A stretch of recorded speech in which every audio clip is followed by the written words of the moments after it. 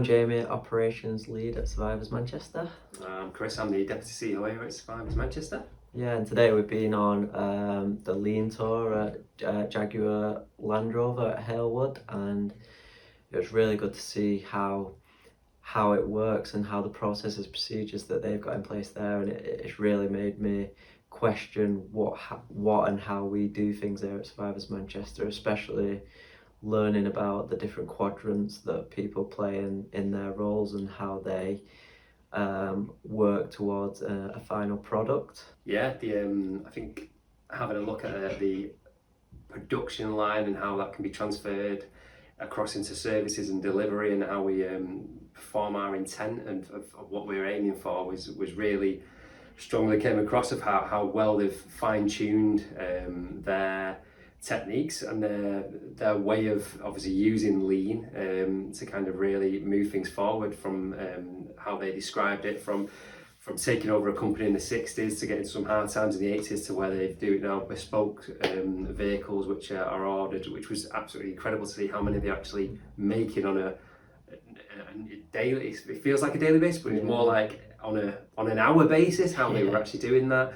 To going through from the front stage of seeing like little pieces and bolts coming together to the end products at the end there. It really got our minds thinking about how we can do that as a designing an organisation, to a service, to a department, to recruitment, from every aspect of how we actually deliver at Survivors Manchester. I'm Duncan Craig, I'm the Chief Exec. I'm NISSA, I'm one of the Senior Trauma-Informed Therapists. And today we've been to Jaguar Landrover to look at their manufacturing and process around the lean model. The idea being that we can take some ideas of how processes happen and bring them into the organisation. Yeah, I think what I've really taken from today is kind of understanding how sometimes it's going back to basics and knowing that we don't need a huge army, we don't need a huge team of people to do a simple job. We need a bit of training, and we just need to understand the processes and all be on the same page. And I think for me, this is the second time I've been on this visit. I think for me it was a real refresher around recognising that it doesn't have to be complex, and sometimes change is good, sometimes you don't need to change, and it doesn't always have to be something new to make a change. Sometimes, as Nis says, it's about going back to basics. My name is Aisling and I'm the Outspoken Manager. So yeah, I think today gave us an insight into looking at our processes and how we do things and how it works down the line. I'm SASHA, I'm the Therapy Services Lead for Community, and I think what I'm taking from today is, I suppose, a new understanding of how to use untapped potential, whether it be in office spaces or even within the workforce, and how we can distribute that throughout the entire service. So what can therapy team do for the rest of the service, and vice versa. Hi, I'm Jenny Williams and I'm ISVA and Advocacy Lead at Survivors Manchester. So today we've been on the Landrover Experience Lean Tour, and I suppose I've taken a few things, well, quite a few things from today's visit. I think one of those things is that everybody within the organisation has a responsibility, so to make sure that one part of the process is complete before it gets on to the next part. So I suppose if we're looking at a client's journey, if something isn't picked up at referral, that's going to have a knock-on effect and could negatively impact that client's journey going forward. So I suppose that's one of the things I've taken from today. Hi, my name's NJ. I'm one of the Senior Trauma-Informed Therapists here at Survivors Manchester. I've been around the plant at Liverpool for the Jaguar Landrover. What can I take away? So even though the organisation there is around cars and manufacturing of cars, you can certainly transfer the processes to bring them to a mental health service. There's a lot of transferable elements that you can do in terms of streamlining the process that we have here. And other things I took away was in respect to irrespective of the role that you hold, everyone should be held accountable to what they do, rather so they're a CEO or someone on the line, and that's something we can bring in here as an organisation. Gareth Parker, outspoken manager, and going to Jaguar Landrover today helped me understand how to make a more efficient and lean process for our service, and how we can bring that over to help serve our clients. Yeah, hey, I'm Sam Jennings, data analyst at Survivors Manchester. I think initially I was quite dubious about today. I knew it was going to be really interesting, but I didn't know it was going to be applicable to my current role. But I've come out of it, actually, I've spent most of the time writing down things.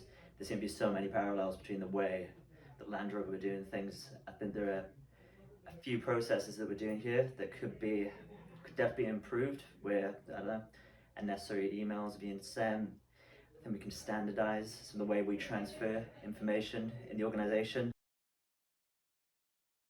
I'm Rob, outspoken trauma-informed therapist.